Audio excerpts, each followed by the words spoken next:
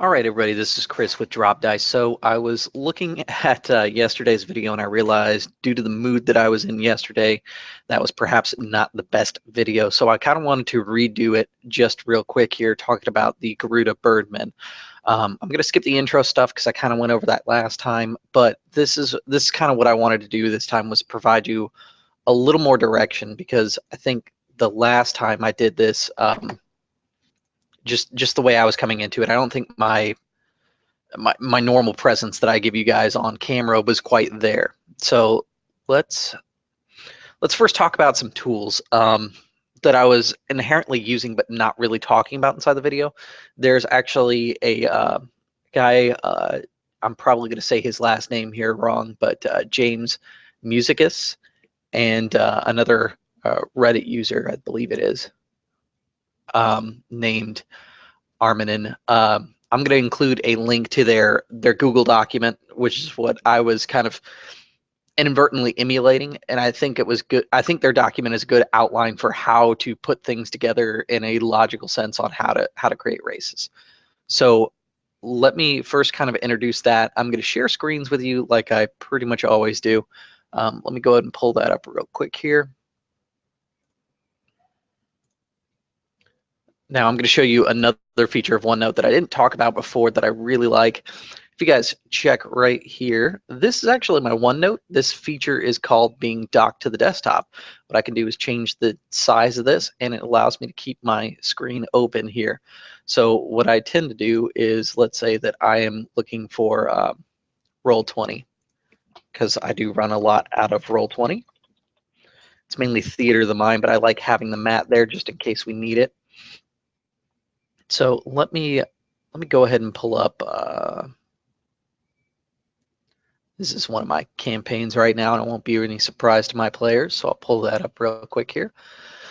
So usually when I run, just as an example, I'll take OneNote, throw it over here, and I'll put the paragraph type section here small enough to where it actually fits inside there. But I'm just kind of showing you this as an example. So here's my map.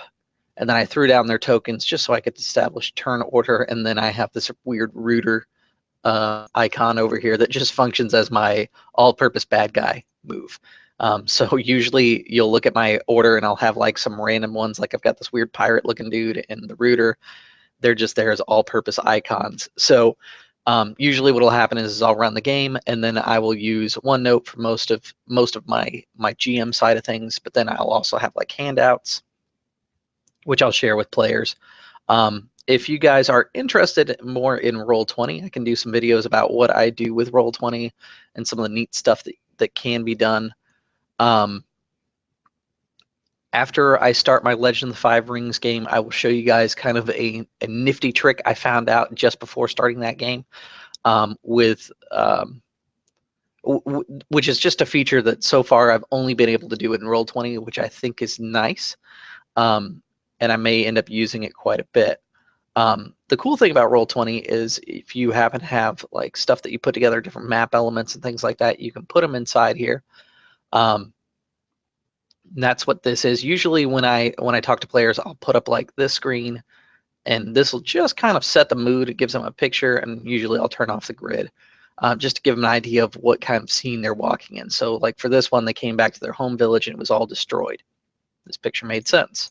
And then for this one is to show the capital, how it's extravagant and it's a big city and it's just huge compared to the rest of the world. And then let's take a look here. Looks like I got rid of it. I actually had a wedding in game, and I had a like a courtyard and stuff like that inside there. No, that's not it. Well, it was a courtyard and a bunch of stuff like that inside there, and it looked like a royal wedding, which was a lot of fun. One of the major reasons that people like Roll20 a lot is this right here. So this example of dynamic lighting, I happen to be a subscriber to Roll20. What players can do is move their token around the map. So let's say he starts here. As he moves, if you guys notice, that lighting is changing. And so we have a rule at our table that if I have dynamic lighting down, all they really see is this part that's highlighted. I happen to be on a GM layer, so I can see certain things that they can't. I've turned down my opacity so that I can still see in the shadows where they couldn't. So let's say Murdoch's got this token here. He's moving along the map. It's going to change and show what he can actually see with his torch. And then he's going to move along, and you guys can see how that changes with every bit of movement. Right here is actually a pretty awesome example because you've got shadows cast from pretty much all sorts of different directions. I do a lot of simple things. You can do some pretty advanced stuff with Roll20, but like for traps, I had a trap where if they came into the middle of the room and they stepped inside this section of squares, it would raise up these walls here, and it would start filling this room with water, and they had to get out of that. I just do it a very simple way. There are some pretty advanced techniques that you can do to show that. Let me zoom out a little bit more so you guys can get a grand scheme of my map here. Oops. So here is the map here, and I have certain like sconces and things like that turned on, and I just gave them little icons that look like torches. Let me zoom in on one of those. Let's see here. Oops, wrong way. Those were big zombies. We can ignore them. These guys right here, if you look at it, they're just a torch icon. But what I did is I gave them a light sphere around them. And so I just placed these little torches where lighting had been lit. And then I've got like a magic circle here. And when they step on that, that takes them to the next level of the dungeon. My players have all seen this, so I don't mind sharing that sort of thing. And basically what I did is I did the same thing for every level of the dungeon. I set up the dynamic lighting and allowed them to kind of explore. It was kind of a neat feature, something that I haven't done before. It's definitely worth checking out. But anyways, let's kind of go back out of this here because I wanted to show you guys this right here. This is the guide that I was talking about, the 5e basic race feature analysis. I think his inspiration may have been something like what Pathfinder does. In the Pathfinder books, they talk about how to build custom races and things like that, and they break it down into a point system to basically allow you to create a race that should be on par with the other races. So inadvertently, by me comparing it to other races, I was kind of already following the structure without necessarily paying attention to the point structure on here. It's something that I've looked at before, but when I was building last night, I didn't pull it up. Like I said, I think it may have been my mood. So let's kind of go back over what the Garuda are and what they can do. I'm going to kind of split this screen right in half. I think that's probably a good size there. That way I can see more of it and I can compare. This is going to look kind of small on your guys' side. I'm more interested in seeing all this stuff here. So what we can look at is with this, it kind of gives us what the player's handbook races are, and they range from 8 being the high number as dwarves, all the way down to he talks about kobolds being a 4 over here. Should be kind of a playable race range, 4 to 8 total. I'm a little curious about this because a lot of people say that half-elves happen to be the more powerful race out of all of them inside the book, and they're rated at a 6.5, and that just may be kind of a really good like optimization that they have, and maybe that's why people think that. I don't think that necessarily any of the races are inherently a lot better than the others, but there is some value in saying that the half-elves is kind of like a power play race, just because of the way they get skill selections and stuff like that. So in this video, I will link this at the end of the live cast, and it'll actually be listed on the description side of things. So let's go ahead and roll down here. He's got an example race catalog, which I pulled up right here, and he's got a whole bunch of races that are already pre-built using his balancing system. So if you happen to be looking for a specific race that doesn't exist, but it is a common D&D thing, you could definitely take a look here. He's got like awakened animals, which are like bears and stuff like that, that have intelligence and charisma and stuff like that. So it's definitely worth taking a look. Here's the kind of like table of contents here. He's got quite a bit of stuff inside here. Thrycrete, I didn't even realize he did that one. It's not jumping to that. Well, that one I may have to take a look at because we were just talking about the Thrycrete and the Copper Jackals game.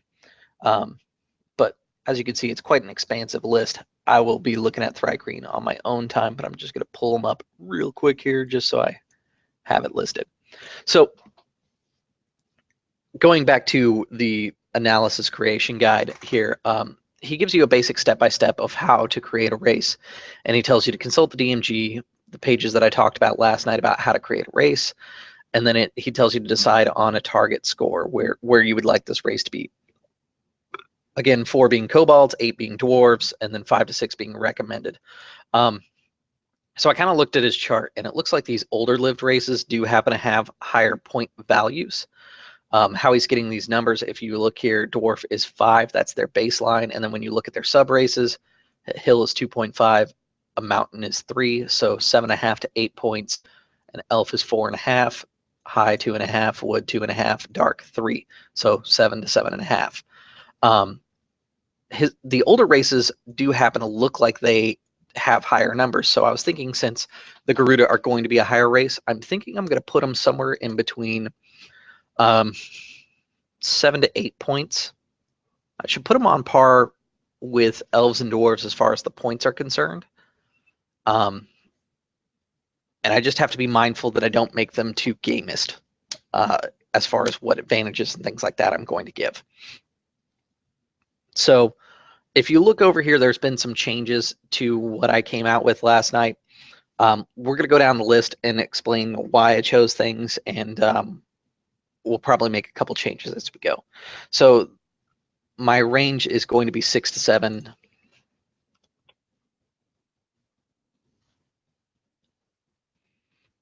Okay. That's going to be point total there. And so the first step is to assign the primary ability score, which gets +2. We've already done that, saying the +2 to charisma. And then secondary score is if they have sub races, each one has the +1. We've already done that with the wisdom, the intelligence, and the strength or dex. I want to talk to a friend of mine and see what his opinion is. I'm still on the fence about the Raptors being strength or dex. Any sort of input that you guys may have would be appreciated. I can see a reason for both, and that's what's kind of putting me on the fence about which one I think is going to be a better choice, whether it's going to be strength or dex. So definitely give me some feedback which one you think would be more appropriate for a predatorial bird. Keep in mind hawks, falcons, things like that. Those are raptors. Let's take a look here. So the next bit is to decide on features. He tells you to look at the table and understand that races get 2 free languages, common and they're race specific. So I've already shown that inside here, Garuda and common. I was thinking about it today. Garuda probably should be a language that only they can speak. I'm thinking more of like a bird-like language. Like humans could emulate it, but I don't know that they would necessarily be able to get all of the articulation correct. And if that's the case, I may want to make it to where others can speak Garuda, but they maybe just are very basic in how they talk in Garuda. An example of this would be Swahili, which is kind of a hard language to learn because it's inherently different than a lot of languages in the world. And so a lot of people that learn Swahili, it takes them some time, years of practice to be able to get the sounds correct, because instead of using a similar sound structure that like English language uses, it's more of a more complex sound structure. For the same reason that things like Icelandic and Old Norse are kind of hard to speak, just because it's a different way of talking and you have to shape your mouth differently.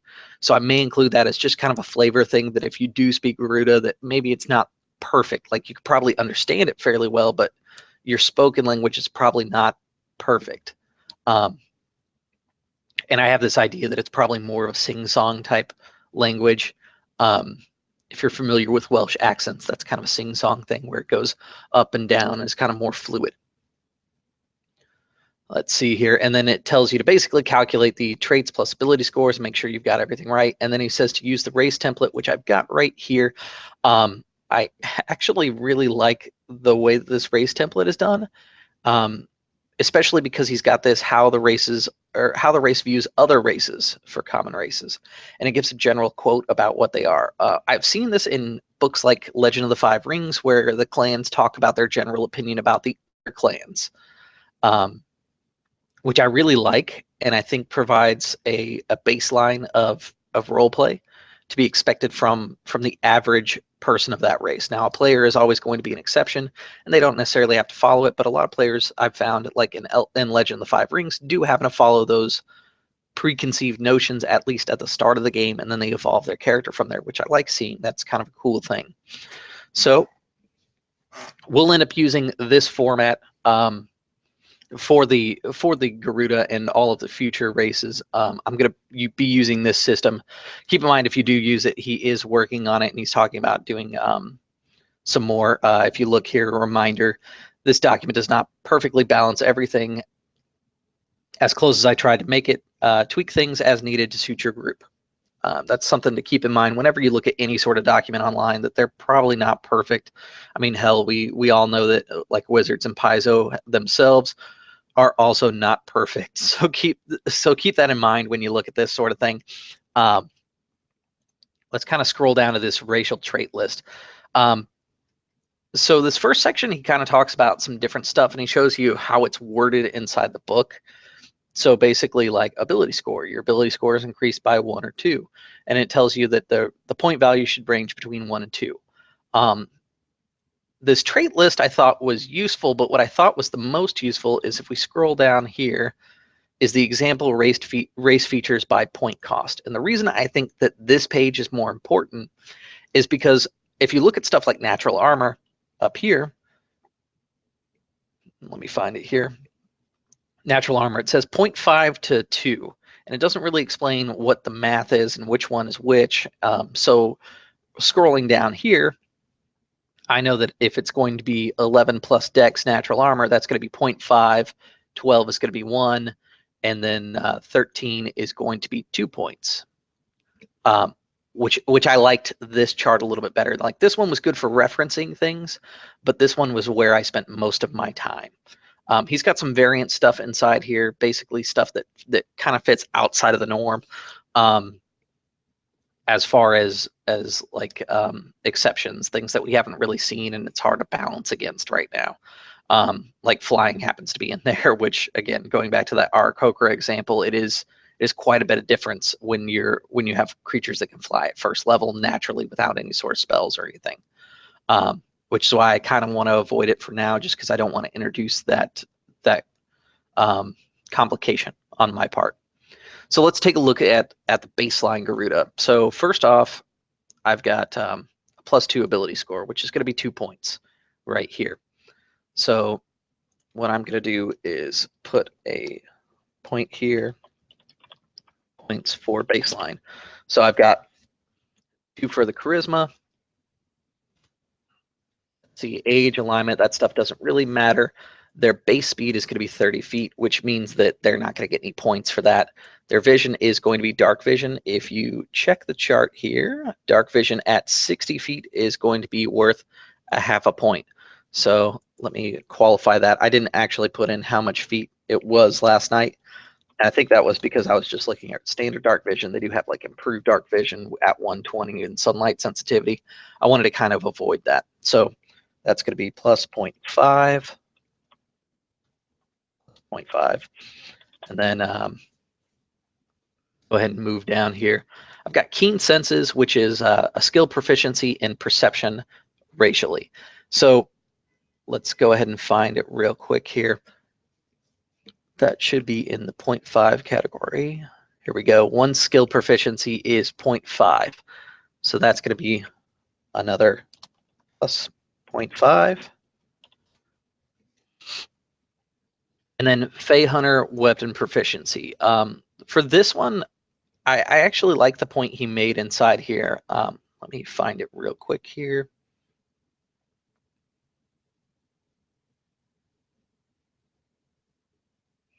Should be a 0.5. Maybe I'm missing it. Here we go. He put on here 4 weapon proficiencies, and I wasn't really thinking about it last night, but I did look at the other races and stuff like that, and it is pretty much for all of them 4 weapon proficiencies. So I'm just going to put a little note here that says that it is it's 4 of them. And my typing skills are quite terrible, so ignore that. The tool proficiency is a 0.5. Actually, hold on. Let's see. The weapon proficiency is a 0.5. And then the tool proficiency also happens to be a 0.5.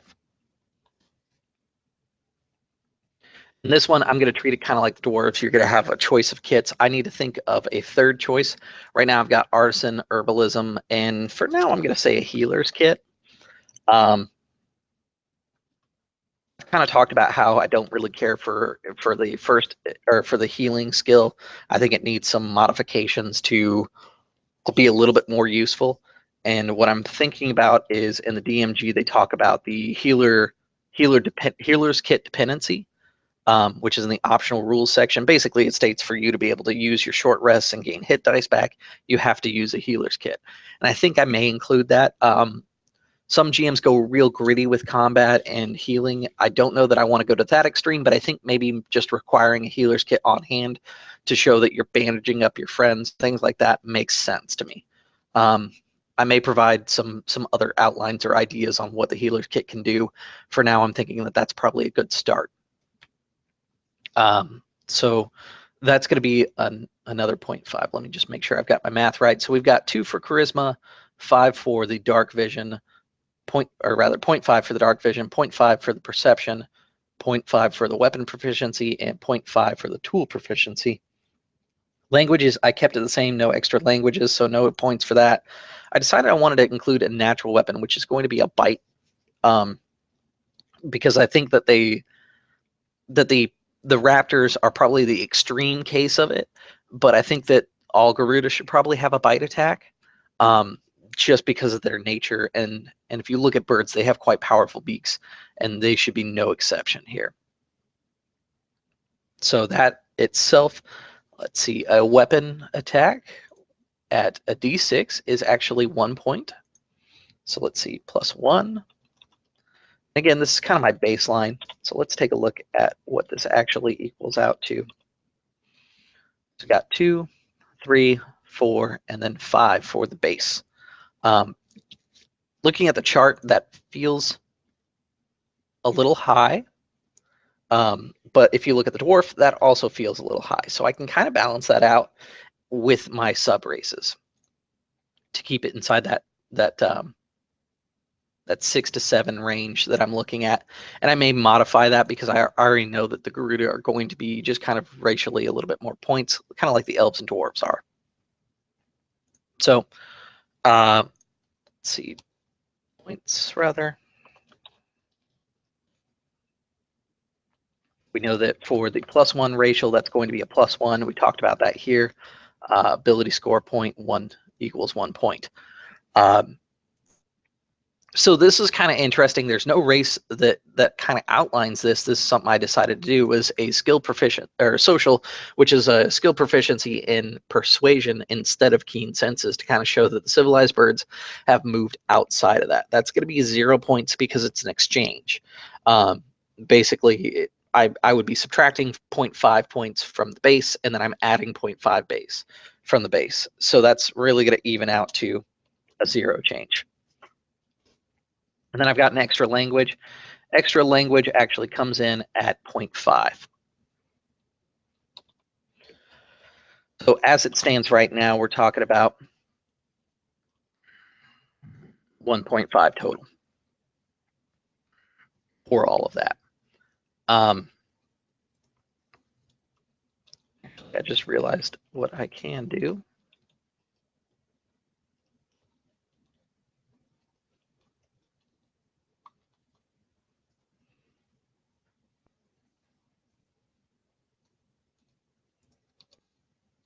Should actually do the math correctly.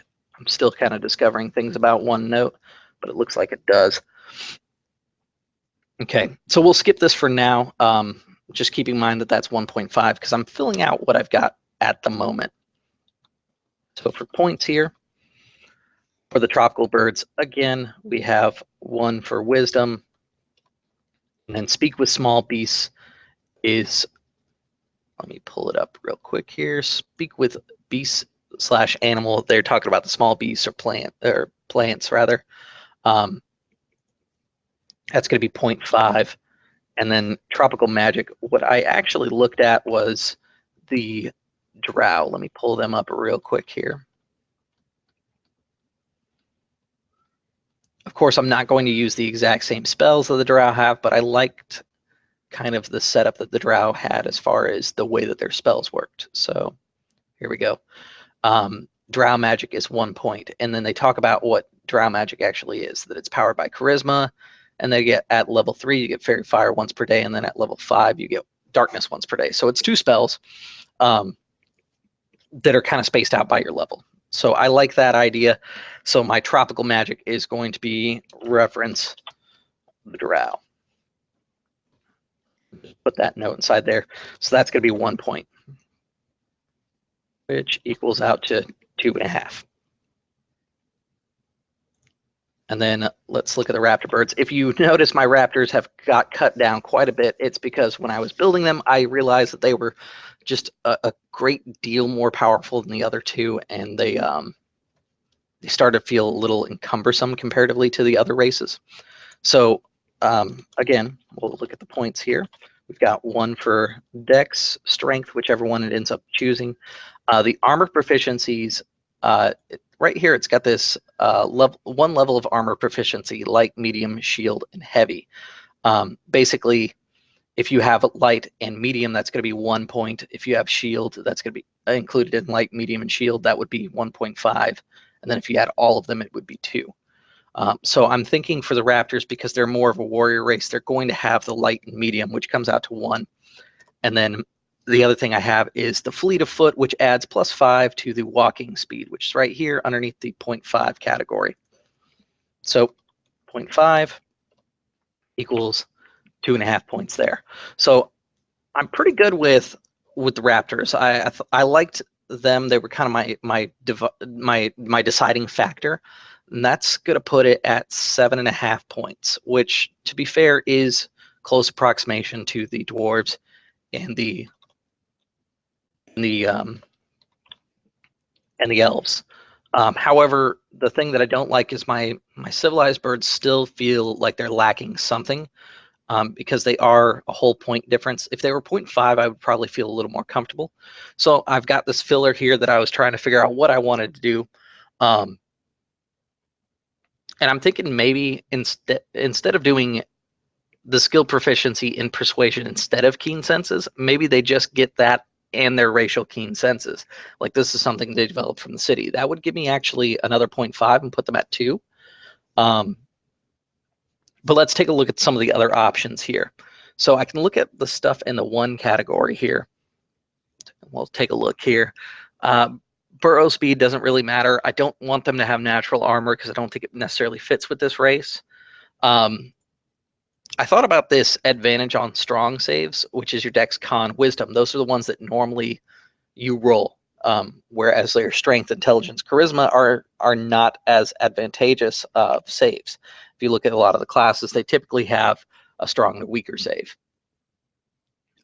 So I thought about that, but it feels a little off. Like, I think I would do this as a core race ability, not a specific sub-race ability. Not sure why. I just feel like that might be more for the full total race, and that's just an opinion there. Breath weapon doesn't really make sense unless I want to make like fire-breathing birds, which is kind of cool, but not necessarily what I'm thinking. Change an action to a bonus action. That sounds kind of cool, and I was looking at that, and I was thinking maybe they can use maybe racially they can use object as a free or as a bonus action rather.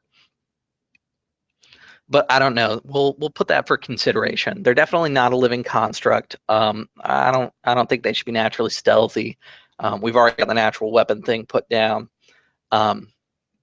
Relentless endurance. Let's go ahead and check out what that one is. So now that we've seen that, we can kind of scroll up here and look for the R's. Relentless endurance. Let's see. When you're reduced to 0 hit points but not killed outright, you can drop to 1 hit point instead. You cannot use this feature again until you finish a long rest. So it's the orc ferocity of this version. Definitely doesn't make sense for my civilized birds. So let's kind of ignore that one. Another option I could do is maybe get rid of something that's on here and replace it with a higher thing, but I still don't think that that's necessarily a good option. So let's look at some of these 0.5 options here, which is this category here. I'm thinking I'm going to skip any sort of armor proficiency. Damage resistance seems like it might be a kind of a good way to go. The question becomes, what would be a good option for damage resistance? Just because it becomes a question of like, what are they around? What kind of things do they get? Originally, I was kind of leaning towards this advantage on Constitution saves to kind of show that the civilized birds are eating foods that they don't normally eat. Like, for example, I talked about it the other night that I was picturing civilized birds as things like owls and pigeons and stuff like that that you see around the city, which are, to be fair, a lot more hardy than your natural birds in the wild. I think a hot dog would be just fine for a pigeon, but if you were to give it to like a robin out in the woods, they probably wouldn't be able to digest that as well as a pigeon would. You don't have garbage eaters in the woods, basically. So that's what I was kind of thinking so far. Skill proficiency, we've got that right now as a instead of situation. Like I said, I can change that to a all the time situation, which would bring this point total up to 2, and bring it a little bit closer in line with the others. I could do another tool proficiency, but I think that they've already got that racially. That as an overall, I don't think that's necessary. I don't think the weapons are necessary. I talked about last night having the raptors with extra weapons, and then I thought, well, they're going to have 8 weapons that they're proficient in, and that's just a little extreme. We've got increased walking speed, a swim speed. We're not going to change those. Cantrip. So I kind of talked about it, and I was thinking that I might want to just drop the idea of cantrips. I didn't know if I liked it for this race. The civilized birds, maybe that's a good way to go, is to give them a cantrip to make them a little bit more on par with their other races. Like maybe they have light or something like that. I'd have to take a look at the cantrip list and decide which one I think would be a good option. But that seems like a good fit as far as choices go. Let's see. They've also got 1 level appropriate spell per long rest. That's basically following the same idea of cantrips. You would go with something a little bit stronger than a cantrip. I'd have to think about that one. Same kind of feel. Is I don't know if I want magic for them or not. Advantage on a weaker save, not really. Anything allowing awareness while asleep and or shorten sleeping. This one's kind of a cool idea. Maybe do awareness while they're sleeping. That would give them an advantage that makes them kind of distinct from the others, because I've got this tropical magic here, which is going to make them feel kind of drow-like, and I've got these raptors, which are more of like a wild elf kind of like martial feel to them. I'm thinking maybe this would be the best way to go, because then it gives them a really special kind of quality that is kind of all their own. So I'm thinking, let's go ahead and plug that in here. For now, I'm just going to put trance, which if we come up here for trance, that's 0.5, blah, blah, blah. Here we go. This is the elf trance, which is you don't need to sleep. You meditate deeply, semi-conscious. It's only 4 hours. I'm thinking maybe the civilized birds, due to their curiosity and their nature inside the cultures of the world, and being so close to the other races, that maybe they've gotten to the point that they've evolved into more of a sleep is not necessary kind of species, sub race. So I think that would be interesting to have inside there, to have this kind of feature that helps play that up, and I think that's going to be another plus 0.5 here.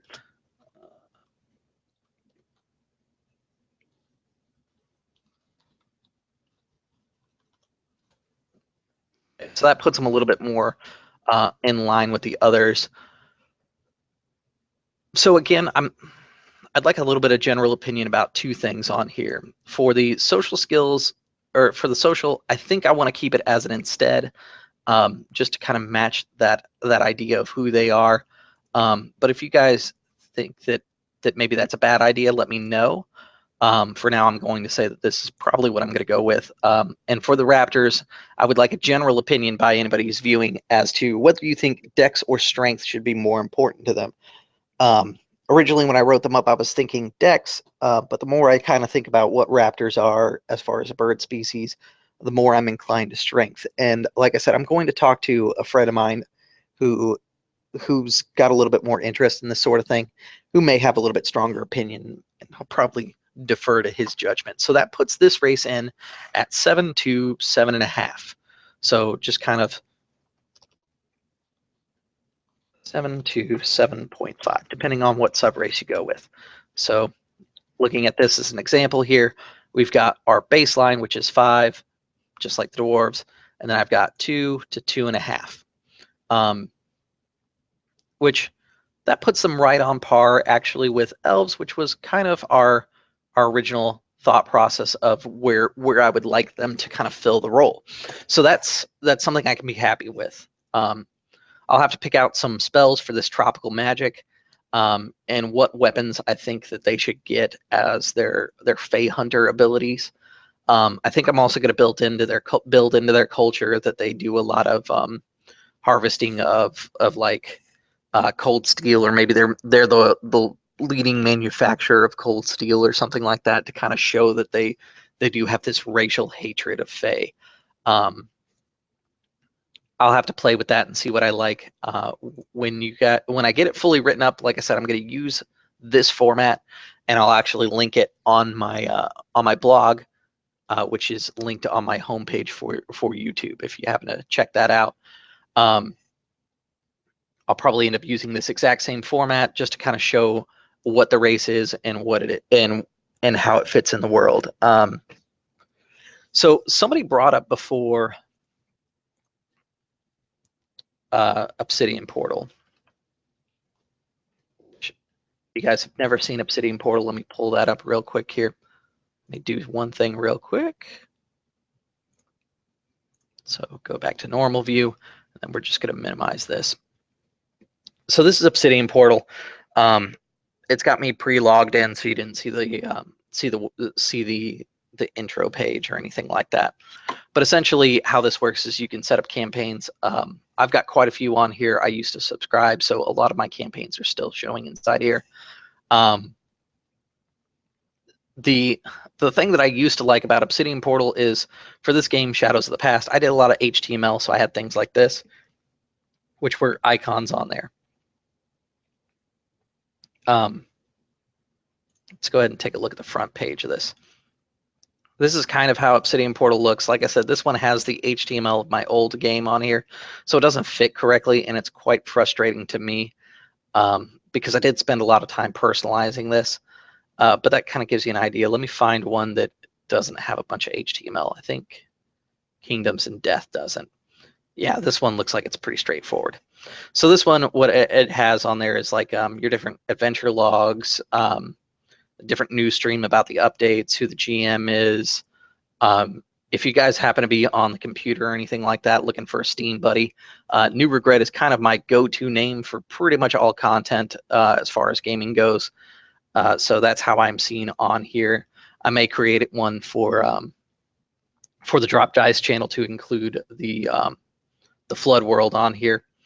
But you can basically add adventure logs, wiki pages. Let's go ahead and go to the front page so you can see what this thing looks like. So I've got this this little backdrop here, and some of this stuff is just stuff that I kind of put inside here,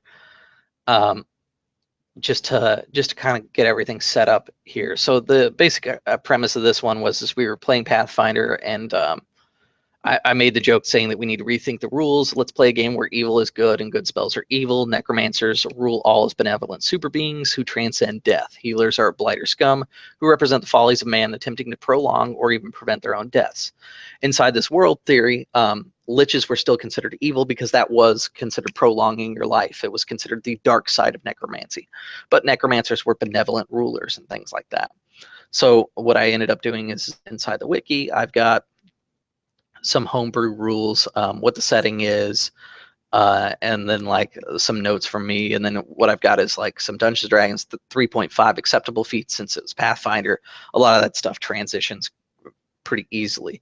Then I've got entries for the player characters, which let me go ahead and pull up Aiden here. We use Hero Lab, so this is just a copy and paste of the stat block and the story, the bio section for Aiden that his player put together, which is a very Assassin's Creed influence thing here. But that kind of shows you that. And then back to the wiki here. I've got some places on the maps and then my NPCs inside here and then the Pantheon. Let me go ahead and show you Dagamore, which is one of the cities. It's actually the Dwarven city. So I went ahead and put in an entry. This is kind of like that entry I was showing you guys in the other video about in OneNote, my city Ironthal. I think I may keep it in OneNote just because I like using OneNote, but this is definitely another tool out there for you guys. Like I said at the beginning of this series, I'm going to be showing you different tools and ways to do things. I have my personal preference, and you probably have your own. There are probably a dozen other campaign wiki type websites out there. Another thing that a lot of people do is if you check out Jarl GM's website, his website actually functions as his campaign / custom content area. It's his blog. He uses WordPress, which I keep meaning to look at because WordPress looks a little bit cleaner than my Blogger stuff, which I may take a look at and decide how I want to handle that. So that's kind of this. It also allows you to put in input custom items. I don't have any inside here. This is one of the features that I do like, however, is the maps. So this is the reason I like it. So the map functions kind of like a Google map. If you notice, it's got the Google there. I can drag it around. This is a dungeon that I drew. And so if they want to see the map a little bit closer, it usually defaults out to the full zoomed in scale, but there's zoomed out so you can see everything, and then they can kind of adjust it in and go where they need to. Really quick, really simple. And then I've got stuff like, here's a city. Unfortunately, if I remember right, it does square off pictures because this one was in landscape, and you can tell that it's a little smushed in on the sides. There was a map feature where you can load custom maps and have a Google Maps interface that doesn't do this squishing. And if I figure out what happened to that link, I will share it with you guys as soon as I can, because I think that's kind of a cool feature to be able to move around your map and set up pins and things like that inside the map to show different locations. All right, so let me go ahead and stop sharing screen here. All right, perfect. And I'm just going to move this back over to my main screen. All right, guys, so that was the redo of the Garuda, balancing them a little bit more with the other races. As I mechanically work out the other races, I'll have videos on each one, and then I will talk about what their interactions with the other races are. Another thing that I'm looking at is I haven't decided which race is going to do it, but I like a lot of Buddhist concepts, so I'm thinking probably my mystics are going to be a little bit more Buddhist influenced. Probably do things like prayer wheels, the idea of doing journeys or pilgrimages, things like that, to kind of reinforce the idea of who that mystic race is in my world. All right, guys, if you do happen to have any questions about any of the content that's come up in the past, any sort of mapping techniques, you guys can find me on Facebook. Let me go ahead and display my little thing real quick here for you guys.